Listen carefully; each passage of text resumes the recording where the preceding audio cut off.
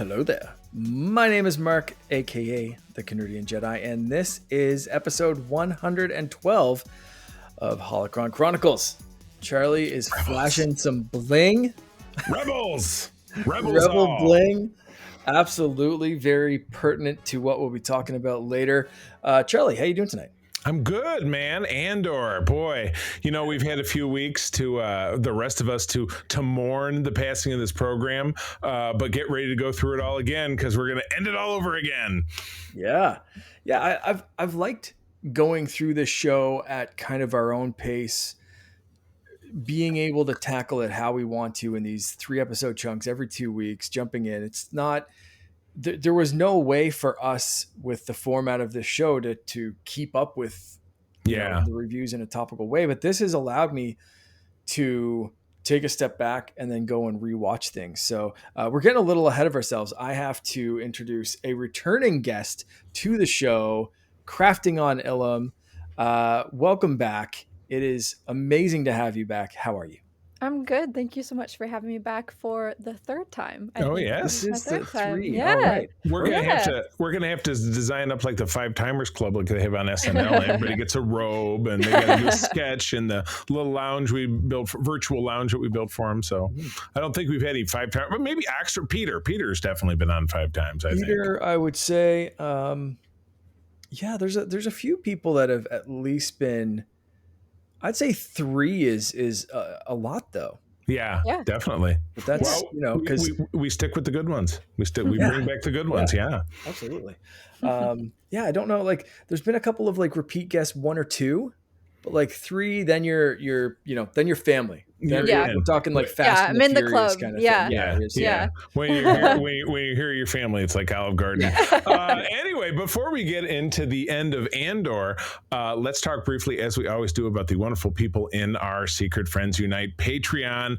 These are the folks who get the exclusive programs, like our great interview segment. We've had a lot of great ones, a lot of more coming up. Early shows, ad-free shows, Discord benefits for as little as $2 a month after having 7 days for free.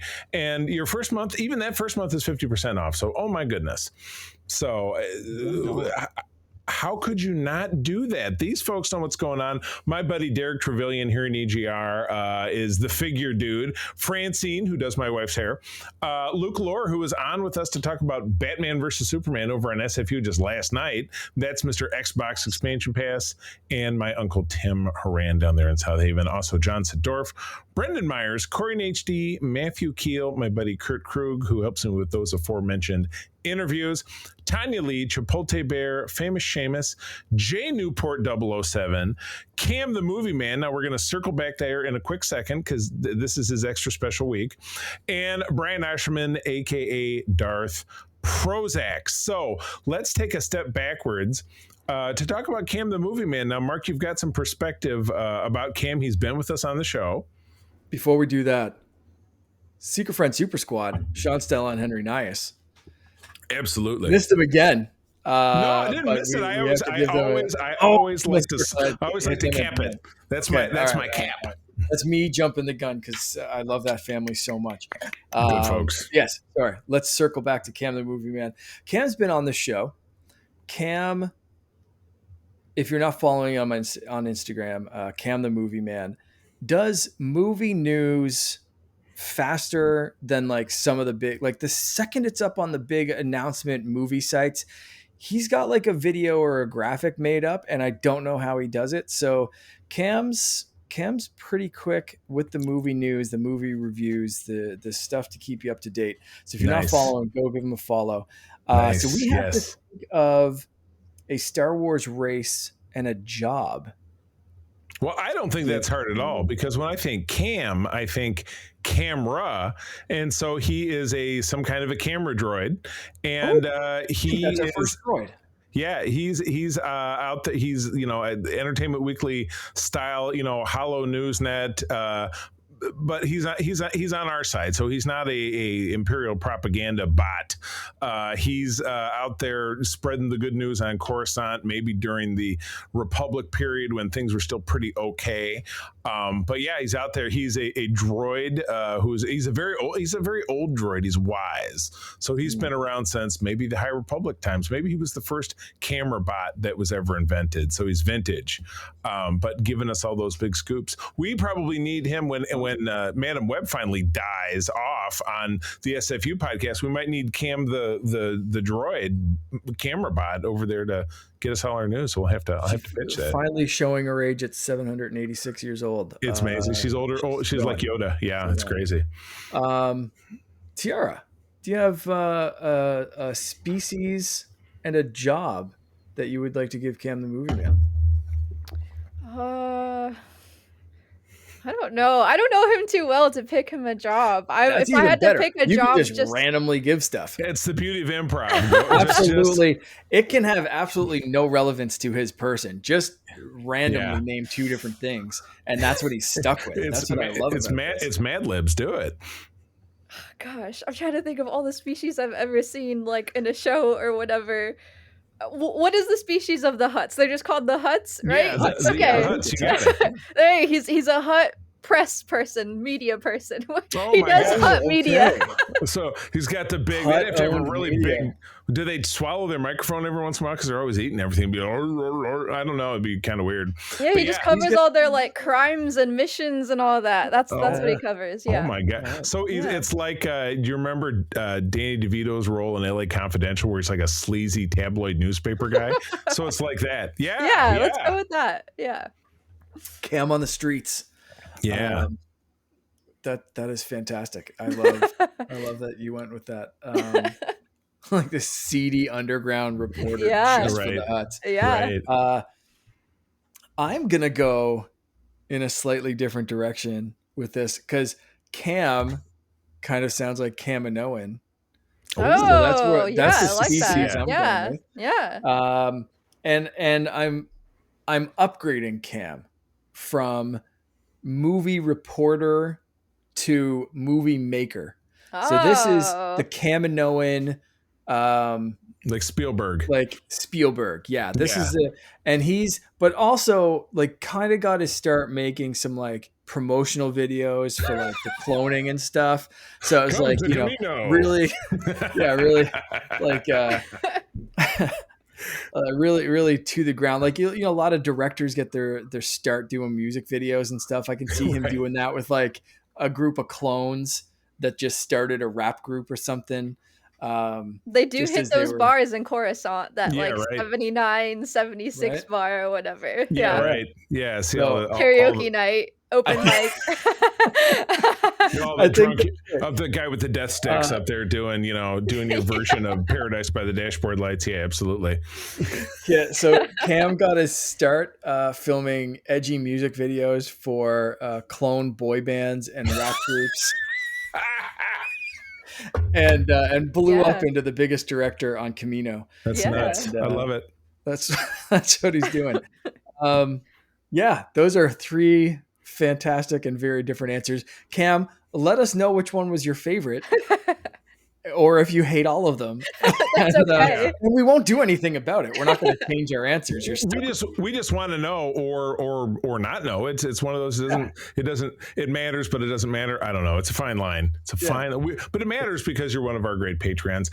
And keep in mind, if you're listening to this and you want to get involved in the fun, patreon.com/secretfriendsunite. 7 days for free. If you join up, you get your own Star Wars job and race. You also get one from Star Trek over on the video game show. You guys do one, and then I have one. We have one, obviously, on the main show as well.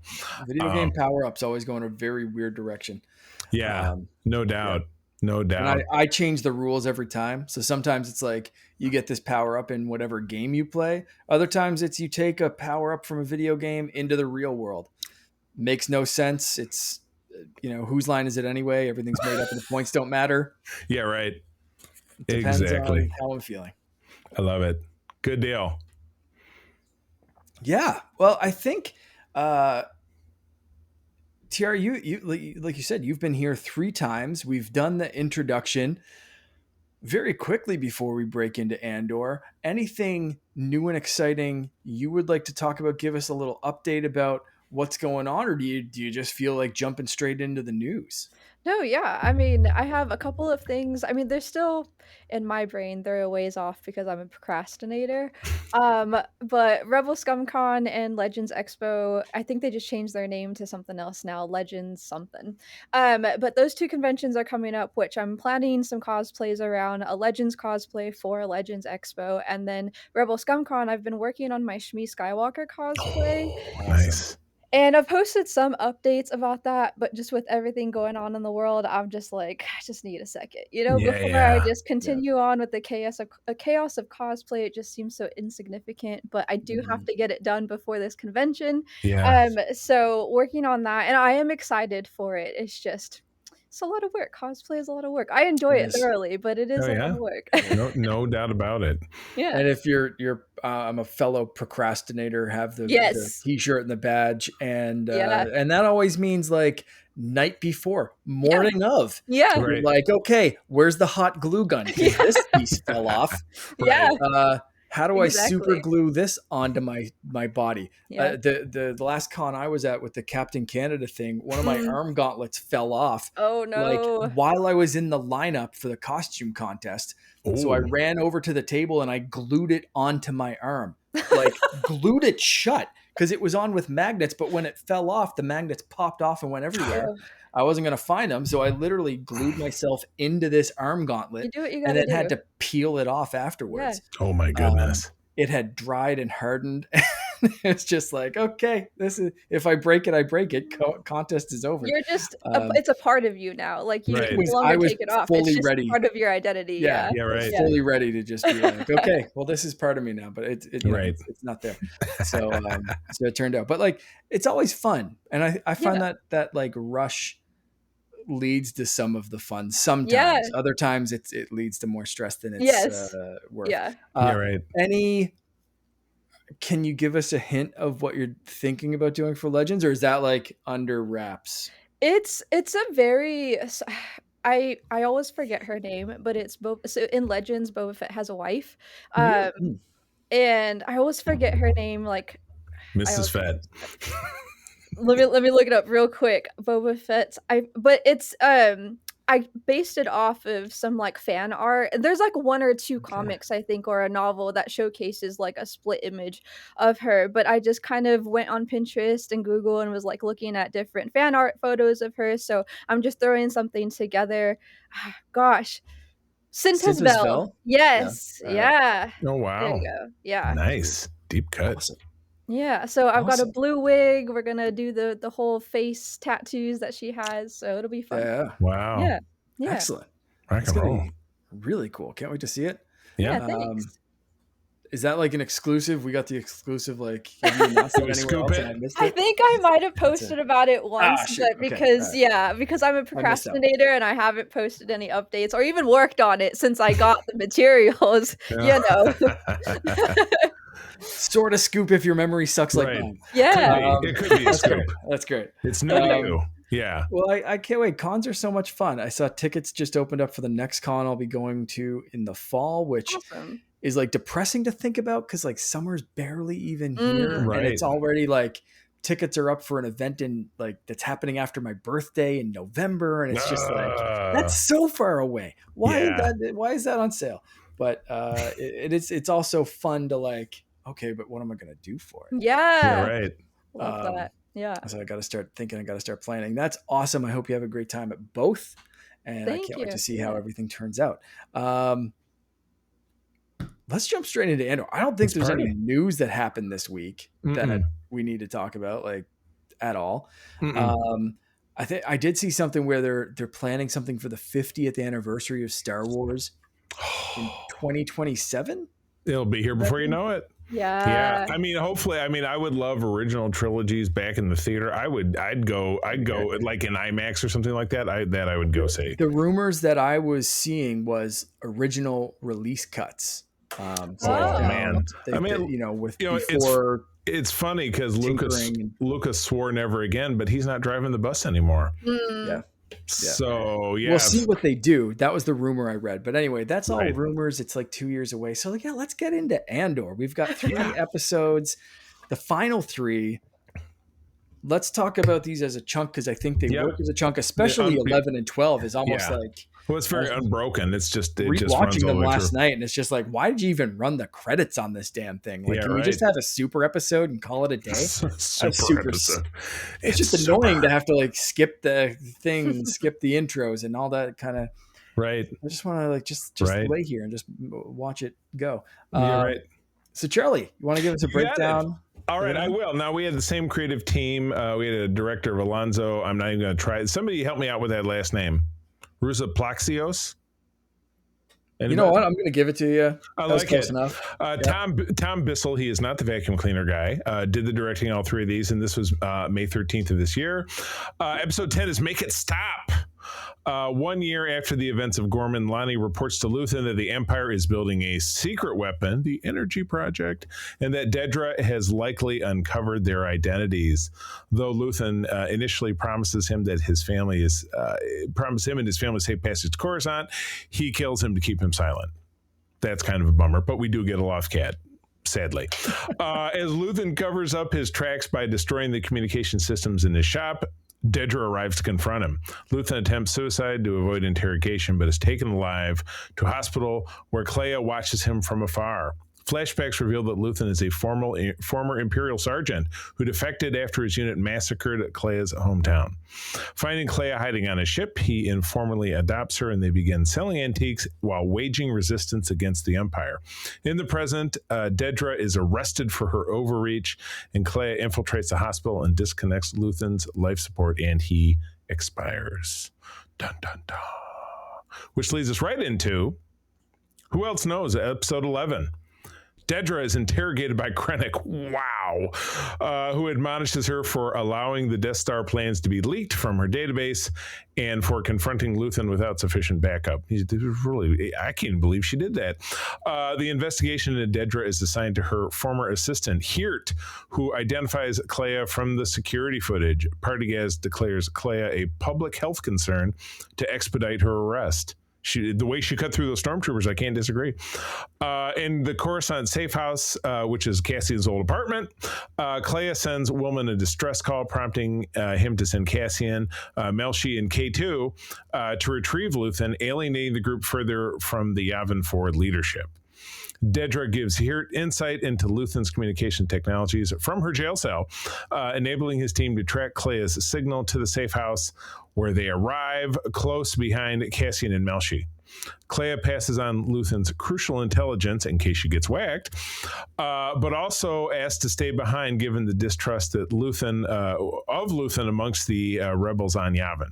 As Hirt's team closes in, K2 breaks in the building in pursuit, which was fantastic. Number 12, Jeddah, Kyber, Urso. K2 defeats Hirt and his team, but Clea is wounded. Cassian, Melshi, K2 take her back to Yavin, where they are grounded by Organa for their disobedience. Much of the rebel leadership, including Organa, are scornful of Luthen and question the veracity of his new intelligence, but Mothma is willing to hear Clea out. Vel speaks with Cassian, who convinces her of Luthen's integrity. The two toast to fallen comrades, while Clea comes to terms with her new role on Yavin.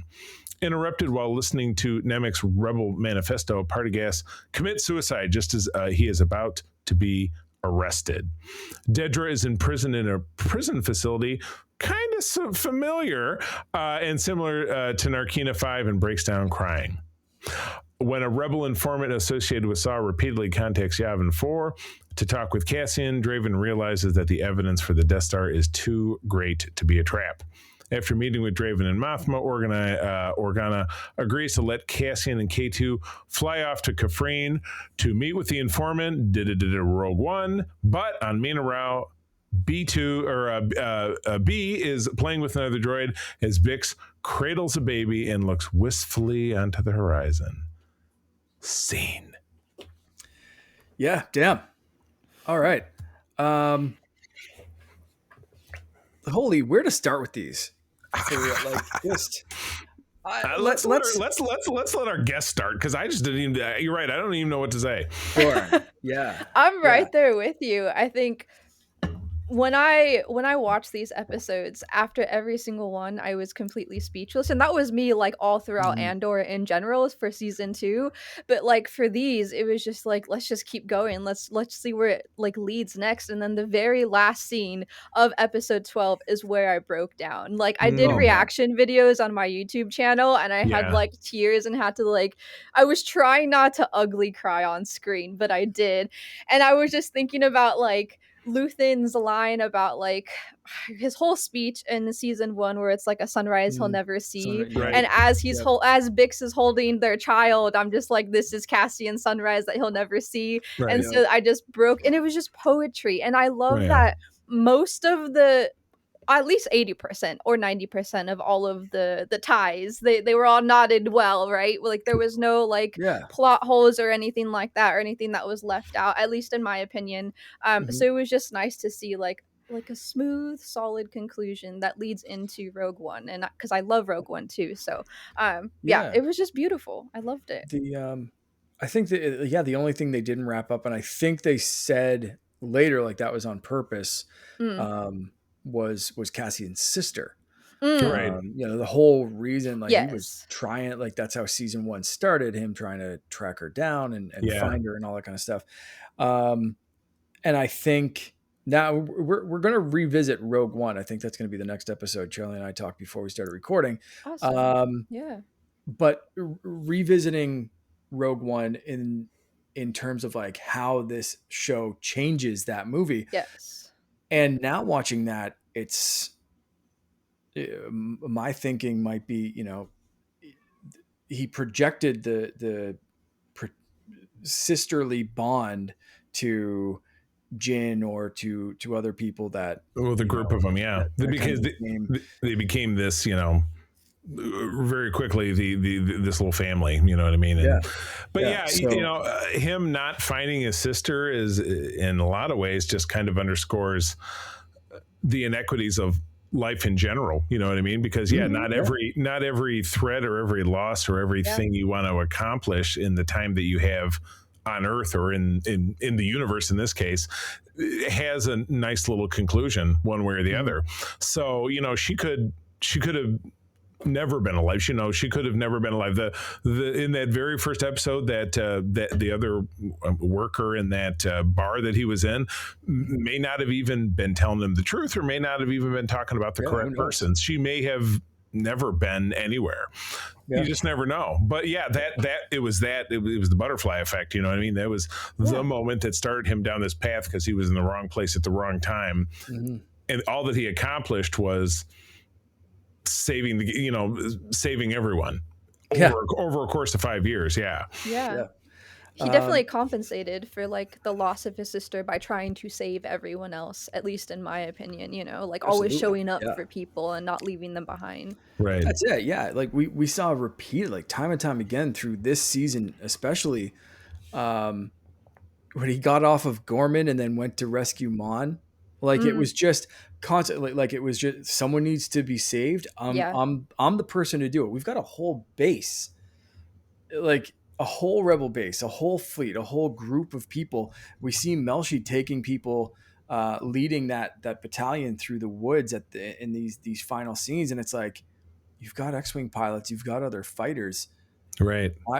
Cassie, I know they trust him, and certain people like call on him to do missions, but it's like there are other people. But Mhm. and Cassian at any time could have been like, "No, call Melshi. I need a break. I need a Kit Kat." He Like, tried to at one point you too, know what and I mean? Clea Like, was like, "Nope. Yeah. yeah, No. Yeah. We're You're. all Yeah. in." Yeah. Yeah. You're in yeah. this life now. No, everybody fights, nobody quits. Remember from the Mhm. Starship Troopers? It's kind of like that deal.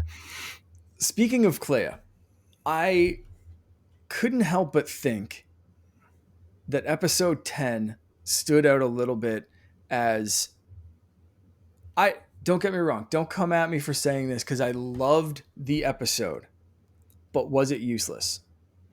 No. Could they have No. written could they ever, not useless, not completely. I'm being a little like No, but I mean, I think started. I think I know where you're going, because you even said it in your notes. You made reference to Mando in the Book of Boba Fett, and Yeah, like was this like a side kind of thing? Did it yeah. detract from Andor's story or No, I mean that's the beauty, because I mean we've had 2 seasons of Andor, and you're right.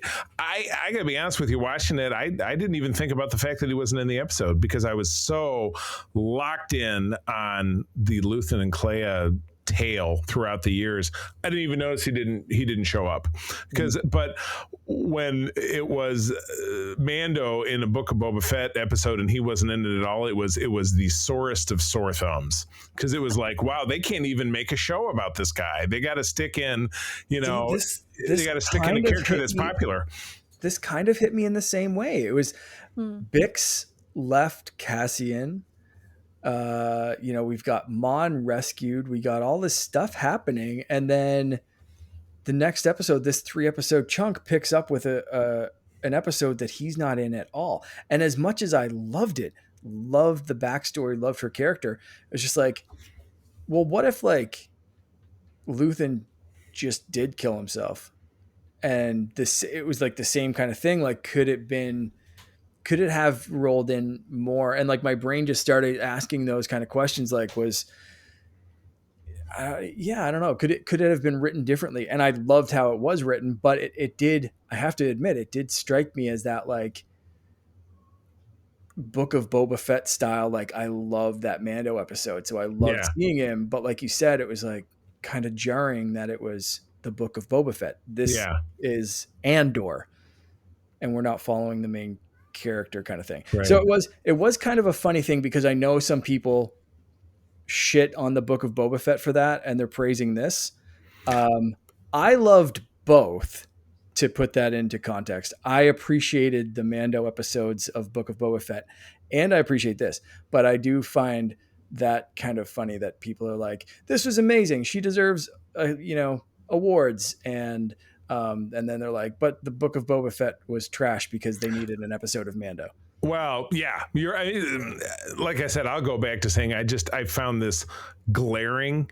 I found that glaring in a way that this just seemed like, well, these are characters that I love, and this is a story that all folds back onto itself, and I didn't feel his absence. So that was me. Right. Yeah, I mean, I felt like everything was intentional. Like the way that they intertwine the flashbacks to what is happening, and I thought it was intentional as well to be at the very end, because Luthen along with Saw were like the very beginnings of the rebellion, and it was kind of just showcasing like them passing the baton. Like now it's Cassian and Mon Mothma, and then after that, we go into episode 4, A New Hope. So I just felt like it was intentional to have it at the very end, and it was long overdue to get backstory on Clea and Luthen. And it wasn't just like we just stayed in the flashback, like it was intertwined with the present, showing like I just felt like it put more weight on what Clea was doing, because we were kind of like inside it her head, absolutely did. seeing like what it took to get her to where she is now. So for me personally, it didn't take me out at all. Like I was just very much like, all right, like now's the time for that backstory that I've been waiting for, because everyone had their own headcanons about Luthen and Clea and all that. So I was happy with it. Yeah. Awesome. Yeah, like I said, I did love it, and I loved the weight that it added with the flashbacks and the everything. But I did have a chuckle to myself, especially rewatching it last night. And like, Cassian doesn't show up in this whole damn episode, and people ripped on Book of Boba Fett for doing this. He is the messenger, though. Thing. So he's even though he's the like main character of his show, he's still the messenger, and so he gives way to like other people's stories. Is another way to look at it too. Like even though it's called Andor, he's still the messenger. Yeah. You don't shoot me, I'm the messenger, right? Except people are always shooting at him. Absolutely. I did love 11 picking up with the frat house vibes, Cassian, Melshi, K2 playing cards. Yeah. Just anything with K2. And that's another reason why, again, that episode was, I couldn't wait. K2 wakes up and you're making me wait a whole episode to see him playing cards and being sassy and saying, I don't like it here, and all that kind of stuff with, I loved that anything with K2 was Yeah. great. What'd you guys think of this episode 11, the tactical stormtroopers? I think that's the first. That's a solid. It's interesting. I watched some videos about like why do they have so many stripped down? Like why wasn't everybody stormtroopers? And they said maybe more so at this point. Well, the more I think about it, it makes sense. But they were still designing things or whatever. But like we're 20 years in, so. But This I like is right before New Hope. We've got a Death Star full of stormtroopers. Yeah, I know. I like seeing the tactical stormtroopers, and it's kind of funny because wearing the armor doesn't save them anyway. I've never seen a stormtrooper survive getting shot. They do. What's the stormtrooper that survives getting shot? Most of them. So this is an interesting bit. Most of the stormtroopers, unless they're on the Death Star and it blows up, but there's a lot of stormtroopers that recover. The what's the plastic or whatever it's called? The thing Duraplast, yeah, Duraplast, or plasteel, something like that. Will absorb. I believe this is canon. It may be Legends, but there was something that the Duraplast would absorb rifle fire, laser, and basically it would just knock them out because of the concussive blast has to go somewhere. So it will knock out the stormtroopers, but unless you're hitting them in between the little bits, most of them don't die. Most of them recover and they wake up and they keep going. Obviously it doesn't work for a lightsaber or any of that kind of shit cutting through the ranks. Right. But interesting. I had no idea. Apparently that's a thing. I thought, the old hacky bit about that was, well, the stormtroopers can't hit anything unless they do, and then the armor is good for nothing. So, but yeah, I like seeing, they can't. It's like Chris Evans with the Captain America hat. You can't see his pretty face if he's wearing the helmet all the time. But with this, maybe they really wanted the emotion of K2 mowing through these guys and smashing them and doing all this different stuff. So yeah, I like that. As a cosplayer too, I always like different variations of outfit. Like I am almost should ship in the next day or so, but I have my Sinar Systems pilot jacket coming, so you'll see me wearing that when it's winter and it's colder down here. You'll see me wearing that. Nice. It'll go on the rack over there. Excellent. Yeah, I loved seeing K2 run through with this. I think possibly one of my favorite, I'll say memeable clips from this entire series. Maybe the "Are you with us?" No, backhand off of a bridge. K2 just walking up to the guy because it's a K2 droid. Yeah. They oh, are you with us? Oh, someone called backup. Sweet. You with us? No. Bump. Yeah. It's so sarcastic, so great, and just the way he picks people up. And I want to circle back to that in the next episode. So I'm just going to run 11 and 12 right away. Sure. Between the two, I think some of the most maybe intentionally, but possibly unintentionally hilarious things in this season. The "Are you with us?" No, slamming troopers, throwing them like they're nothing. Anything with K2 is fantastic. But even Melshi freezing, and then they're don't move. And he just kind of does this awkward little scurry. There's so many funny little moments. Yeah. And then in a very disturbing way, K2 using Hirt as a meat shield was so disgustingly personal. They just literally just showed K2 is blaster proof. Yeah. He just walks through anything. That was intimidation. That was personal. That was an insult. Yeah. And it was one of the funniest in a gross way kind of moments from this show. So I thought, fantastic. I mean, we can't clear the path. No shit. We can't get away, and we might have to dance backwards in talking about Grandma. That great alien that I had. Oh my goodness! Yeah, alien. Yeah, I had to really drill down to make sure that she wasn't an ET, but she definitely wasn't. But it was similarly, and we know that ET race, which was named at one point, and it starts with an E, I think.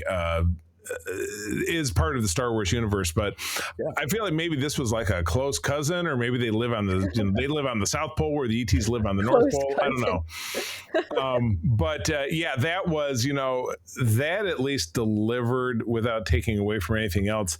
One of the things that we love about Star Wars, which is cuddly aliens, cute droids, little fuzzy little Grogus or Porg or whatever it is. But I loved just man, getting rolled around. And she's like, "What?" And then Yeah. complete silence for the rest of the ride. Yeah, right. Yeah, she gets tucked in the corner. Clay's like, I gotta go now. She's going up the stairs, shooting the guy in the face. And just Clay has run down that hallway. Oh my God! Just it was 3 people. No, it was just her. She has the force of 1,000 men with sticks, like they talk about in, or 100 guys with sticks can take the night, like they talk about in Rogue One. That whole hospital sequence was just dynamite. Yeah. And like the one man army vibes, very Jedi-esque, and even her attire when she gets on Yavin, I thought was very Jedi-esque. So it's fun in a show that deliberately doesn't show much of the Force and doesn't lean too much into that we still get some of those, like the hallway scene that's usually a Jedi, usually a lightsaber, but it's just Clea being a goddamn badass. Oh my God. And I love that. Anything else standing out for you guys? I know we're kind of all over the place. Feel free to go back to any episode at any point. It's an all over the place segment because it's all kind of one. So yeah, no, I don't know. Yeah, Tiara, please. Well, you guys were talking about K2SO and the whole like poker opening, and something that K2SO says in that scene, or Melshi actually says it to K2, but he says something like, humans are unpredictable, K, like basically get used to it. And in Rogue One, before K2 sacrifices himself, he says like, you continuously act unpredictable or surprise me. I forget exactly what he says to Jin, but it just kind of like felt like poetry in that sense to me. So I really liked that line was there. Every time I watch K2, I only think about Alan Tudyk, and I just think about him in his like green screen suit thing on the ping pong balls. Yeah.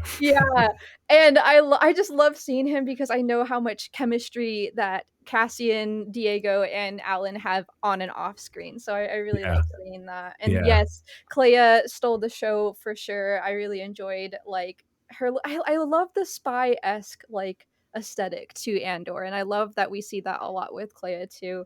And K2, it could be his own horror story, which Tony Gilroy had like touched on a little bit too. That hallway scene was definitely gruesome. I was not expecting that to happen. Yeah. But yeah, overall really liked episode 11. The whole arc was really good. Without I don't know if there's any other scenes or moments or anything that we want to touch on before I ask a couple of other questions. I think we need to hop into Dedra, who is the most Boy Shigawa was coming to her character of this entire show.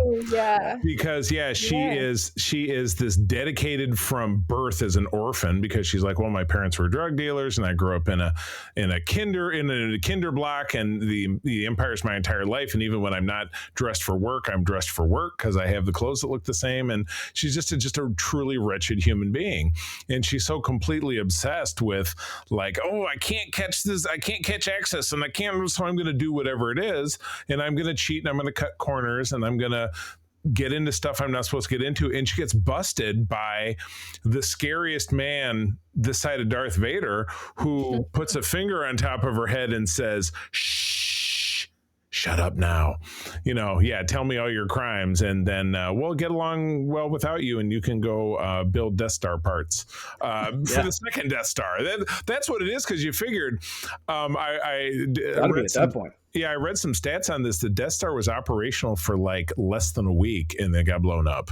So talk about like, it's like if it was a head foreman, he would just be like, he'd throw his tools down and just be like, back to work then. Got to get working on that second one. That's worse than when I bought a car and it got written off after I made my first payment 2 weeks later. I know what that track record. That's a frustrating track record. I was super pissed when that woman ran the stop sign. So you were sympathetic with Krennic, and 100% sympathetic. Yeah, I had woman run a stop sign. That was my Luke Skywalker. I was just like, damn it, come on, man. I've had this for like, I made one payment on this damn thing. Oh my Are God. you serious right now? I didn't even get to blow up anything. It's like one stupid planet and that's it. Yeah, right. Horrible, absolutely horrendous. Did she ever get what was coming to her? Yeah, And, it was good. She gambled everything. She lost what she actually acquired, which was her relationship with Mama's boy, whose name I'm forgetting now, and lost that because she screwed it up. Cyril? Cyril, thank you. Yeah. It was great to see her in the little orange jumpsuit at the end of it, in her little cubby. Wild twist. Yeah. That was absolutely didn't see that she was going to get her comeuppance that way. But she was an idiot. Look how she handled everything with Luthen. She made it very easy for him to get out of that situation by going in there by herself, and then let's have a conversation instead of going in there with 50 troops and having them tackle him to the ground and lock him up, and then they could interrogate the shit out of him. But nope, that's okay. I want to go in and say, I gotcha, and then he can stab himself. So good plan. Yeah, brilliant. It was very surprising to see any of the characters make it out alive. Yeah. Saying that she's incarcerated, it was like, oh, she's alive. And I think they have spoken like, we're not going to see her again. Like the showrunners were just kind of like, her story's done. Like she doesn't get out of that prison. That's where she rots. And that's like it kind of thing. That's the end. But with Star Wars, is it ever the end? I think 20 years from now, we'll be learning about the grandmother's great escape from the broom closet she was shoved into when Clea went to murder a hallway full of troopers. Yeah, right. Because it's Star Wars, but gotta have stories. Gotta find stories. You gotta have stories. That's it. Any other scenes or moments or people or any kind of things stood out for you guys? I loved the whole. I don't even know the word. When Cassian's delivering the message and like all of the senators are like in the circle and they're basically like dismissing him and telling him like that he's being paranoid and they need to think of themselves. And it's those same two senators. Yeah. I loved seeing it because it just showed like even on the good side, like they're kind of being hypocritical of what they stand for. And I just loved seeing it being hashed out. And I love that Bail Organa was the one to come and give Cassian the like go ahead. Because we see him for like a little quiet moment in Rogue One, and then we know what happens after that, Yep. So I really love that too. It put so much weight in seeing him in Rogue One in addition to A New Hope. But, and it does make me curious though, if he's on Yavin. I think I always assumed anyway that the Organas got killed on Alderaan. Yeah. Yes. And he did because there's a line in Rogue One where he says, well, I've got to go back home and let them know that blah, blah, blah. But then a nitpick I can say for next time is that there was no reason for R2-D2 and C-3PO to be on Yavin and then be on the ship, which is then docked on the bottom of the Radis's ship. But we can talk about that later. But that was just what we got to sneak in. Like it would take one writer to be like, "Hey, we ran out of gas on our way back to Alderaan. Here's the next adventures of of Bail Organa." Because like it's never explicitly been like, he 100% like died, and it's it's canon until it's not canon. Yeah, right? they didn't add a scene in the special editions where he's like at Starbucks and he's like, "Oh, it's a little warm out today." Exactly. We've seen that happen a couple of times with different characters, like staring up at, especially in the sequels, like staring up as the laser comes down. Kind of thing. So, and in the Force Awakens, that's what happened to them. Until we see that, Bail Organa, could have got distracted by a Starbucks run on Yavin and just kind of, and that explains why C-3PO and R2 are there and all that kind of stuff. Like that it could very well be explained away. Layers, so many layers. It wasn't there. 100%. The rebels fighting like that and not believing one another shows how close I think they were to screwing it all up. Yeah. They're lucky that there were rebels within the rebels. Who are the good rebels? Lucky that there's a farm boy with Skywalker genes Yeah. that, you know, Yeah. heard a call from his sister who has even more Skywalker genes. Right. Um, you know, like there's a lot of luck, and there's a lot of the Force, even though it doesn't play a big Yes. deal in this show, but like we see that Force healer Mhm. talk about Cassian's destiny Right. and being the messenger and being so important. There's a lot of that in this, and him kind of just almost like following the Yeah. Force or Mhm. following that guiding His gut feeling being thing. the Yeah. Yeah, Force. Yeah, being right. driven by the Force for sure. Yeah, yeah, super interesting. Anything else for you guys? The music. The music. Oh, In the last episode, there's no dialogue. It's just him yep, walking no, to yeah, his ship Right. with the music, That's no very, showcasing notes. everything they built, everyone yeah. involved in this show. Yeah, Yep, that's very Star Wars to have, like, because each Yeah. one of the movies ends with the long music, like the end of Empire, where they're staring out the window and watch the Millennium Falcon fly away, and yeah, obviously the ceremony on Yavin at the end of Episode 4, you know, the Ewok mixer at the end of, you know, Episode 6, and so on and so forth. Yeah, yeah. That final walk. Again, I mentioned these earlier. The Scarif troops. I think a lot of them were the same troops that we saw oh, of Melshi course, with on Scarif right. in Rogue One. Them doing their drills, training the Force healer, looking very distraught and knowing the destiny that Cassian's walking into and what's happening. And Clea. Yeah, She's seeing Clea, what Luthen and her sacrificed for. Yeah. yep, 100%. Just like even Cassian's little nod to the Force healer of like, I get it now. Yeah. I can see this clearly. I know Yeah. what I'm walking Yeah. into, and I accept it as a sunrise that I'll never see. Oof. And it's going to be bright, but we're going to make it happen. Like it is. Yeah, I thought a perfect ending until I saw Bix and B2 and Baby Yeah. Andor, and then it was even more perfect, and my heart shattered, and I haven't been the same since. Crazy. I heard Yes. people Crazy good. saying that when the baby cries, it's because it can sense that Cassian has passed away, and then he's settled down, and Bix kind of like smiles because she knows that like, you know, her leaving, it was for the right reasons, and it all worked out, you know, for the ultimate good. could be. Yeah. I see that. Yeah. So I have a couple of things, and I'm going to jump to one that's based on that first, and it's Baby Andor would be roughly 30 years old during the sequels. Mm-hmm. Are we seeing this baby again? No. Do you guys want to see this baby again No. at all? I want this. Yeah. Leave the baby be. We Let gotta him have a normal life. we have to dial out we have to start to dispel this notion that everybody knows everybody, that it's the MCU, everything has to be connected. Just let the baby live on the wheat planet with the wheat and be happy with the wheat. And I'm going to say wheat some more. Happy ending. Let's just have them never be seen again and know that they're going to be okay. So yeah, no bringing it back. No, oh, I grew up to be, you know, or, you know, the people who are idiots were like, oh, that's Poe Dameron as a baby. Or we're like, oh, It's not. We saw Poe Dameron's parents in the comic books. Do some research before saying stupid things. Granted, Thank you. stuff can be rewritten, and It can, and it was in this show. So yeah, yes, 100% could be. yes. But Poe Dameron's parents were important characters in the comics for many years. That would be shitty, but doesn't mean it couldn't happen.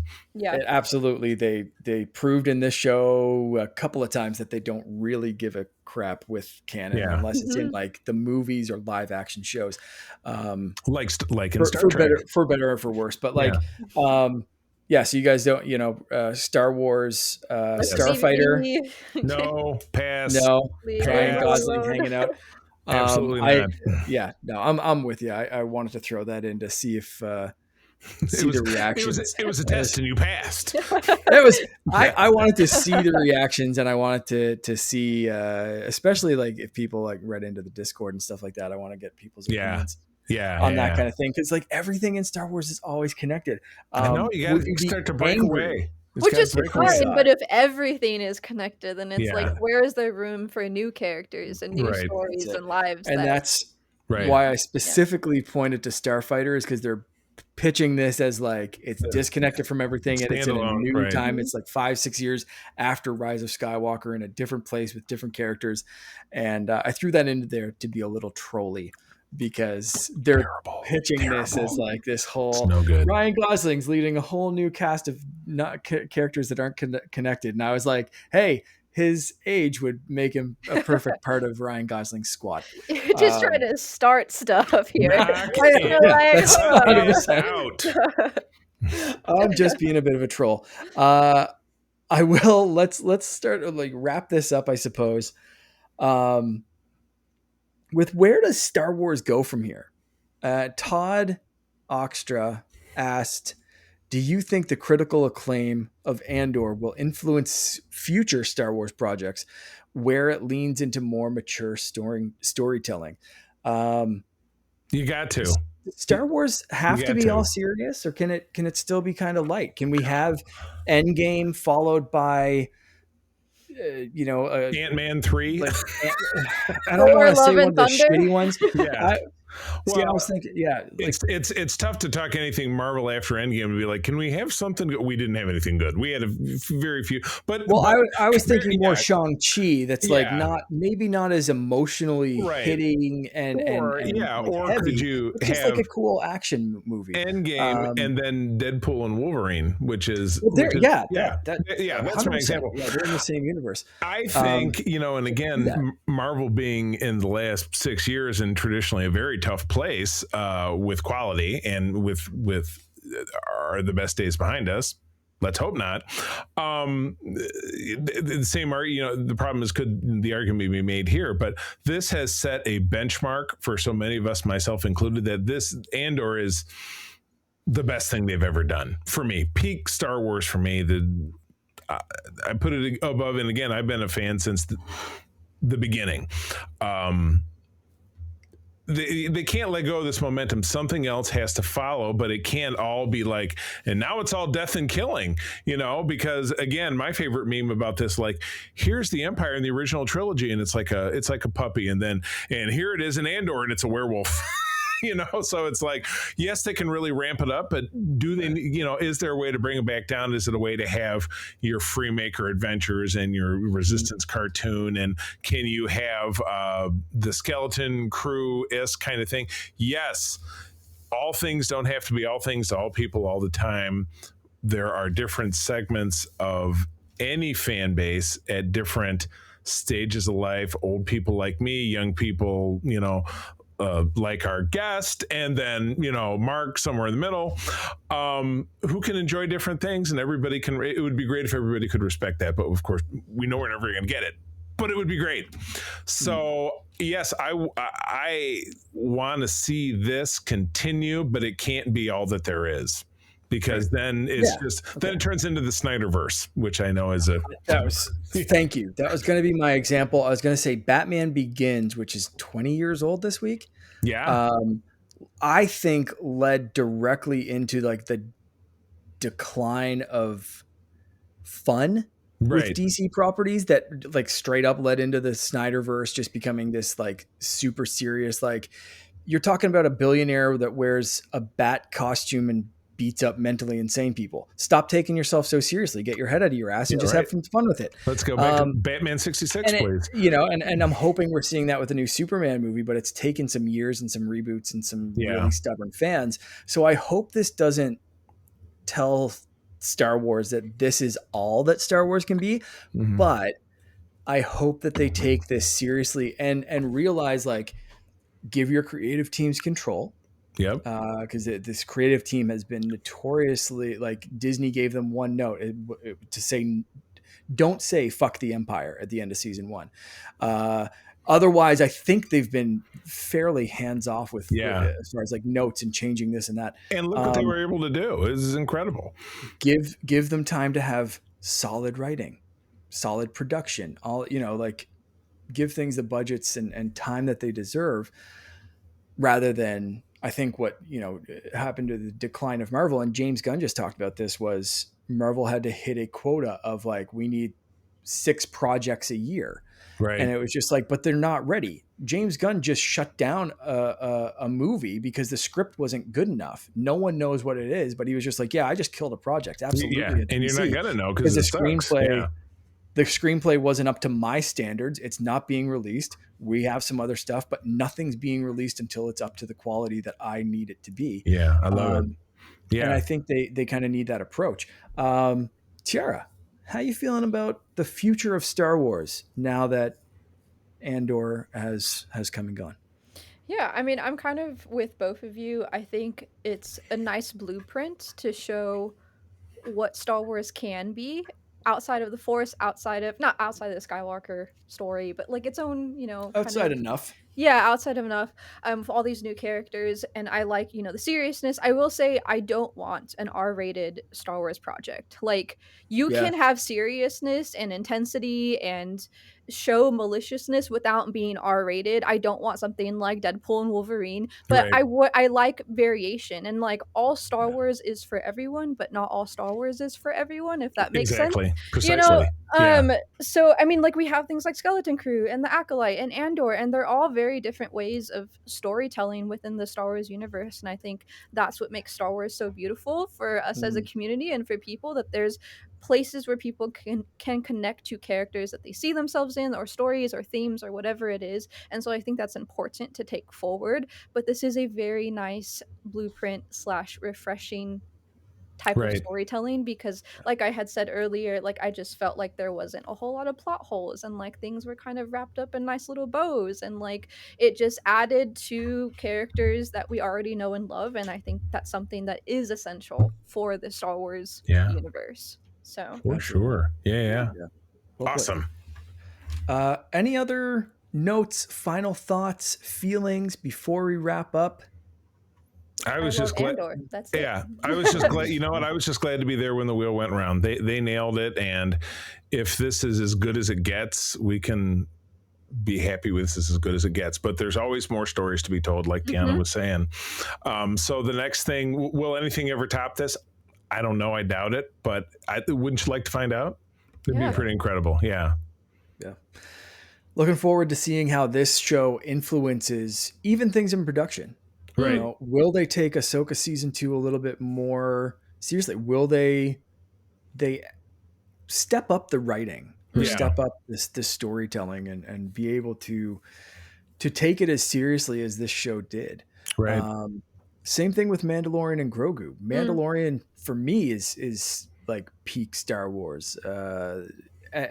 Outside of like movies and stuff, I still love the Western feel. I love that father son story. I love how it can, like, season 2 specifically was just like, I think still tops even Andor for me, for what I want out of Star Wars, which is still a little bit lighter than Andor gave me. Something that I could watch with my kid. But like, I hope this influences other Star Wars, whatever it is, aside from like the kids' cartoons. But like, I hope it elevates everything else Yeah. to a different standard. So For sure. we will see. Tiara, thank you so much for joining us. Yeah. This has been an absolute pleasure. Oh, yeah. And a blast to have you. When I think of Andor, I think of Bix. I think of you mix. absolutely nailing that Thank cosplay. you. Yes. And completely owning that cosplay, for my mind. So tell people, speaking of your cosplays, where they can follow you and see the amazing stuff that you have done and that you're working on. Yeah, so it's all under Crafton on Ilum. I am on TikTok, YouTube, and Instagram. I post mostly on Instagram, and on my YouTube, I do a lot of vlogs involving the process for my cosplays, conventions, and I also love video games. So I've been streaming Jedi Survivor. Still haven't finished the game, and I've also avoided most spoilers. I have encountered like one or two, but I'm very proud of myself for avoiding those Nice. spoilers. So I'm hoping to finish that sometime soon. So definitely, if those things interest you, cosplays, collecting, as you can see in my background, if you like those types of things, you can follow me on all those platforms.